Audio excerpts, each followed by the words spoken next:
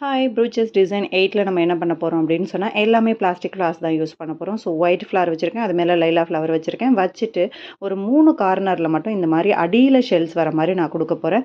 So அடியில் shells வர மாதிரி கொடுக்கறதுனால நம்ம என்ன பண்ணுறோம், ஃபஸ்ட்டு வந்து பேஸை செட் பண்ணிக்கிறோம். ஸோ அடியில் ஷெல்ஸ் வர மாதிரி கொடுக்கும்போது கரெக்டாக இந்த மாதிரி ஷெல்ஸு எந்த கார்னரில் நமக்கு வரணுமோ அந்த கார்னரை ஃபஸ்ட்டு ஃபிக்ஸ் பண்ணிவிட்டு மார்க் பண்ணிக்கோங்க.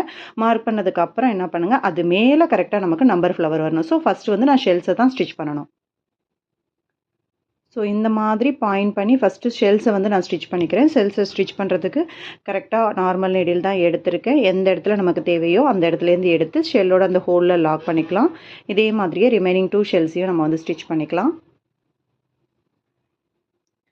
நீங்கள் எடுக்கும்போது த்ரெட் வந்து சேம் கலராக எடுத்துக்கோங்க. இப்போ சென்டரில் உள்ள கேப்பில் அழகாக கரெக்டாக நான் வந்து என்ன பண்ணுறேன், நம்பர் ஃப்ளவர், லைலா ஃப்ளவர் எல்லாமே சேர்த்து கொடுத்துக்க போகிறேன். ஸோ ஒரு ஒயிட் ஃப்ளவர் கொடுத்துக்கிறேன், அதுக்கு மேலே லைலா ஃப்ளவர் கொடுத்துக்கிறேன். அதை கவர் பண்ணுறதுக்கு அதுக்கு மேலே ஒரு கிறிஸ்டல் ஸ்டோன் கொடுத்துக்கிறேன்.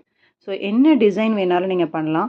பண்ணுற டிசைனை ஃபஸ்ட்டே நீங்கள் வந்து வச்சு பார்த்துட்டு அது நீட்டாக பர்ஃபெக்ட் ஃபினிஷிங் உங்களுக்கு கொடுக்குமான்னு பார்த்துக்கோங்க.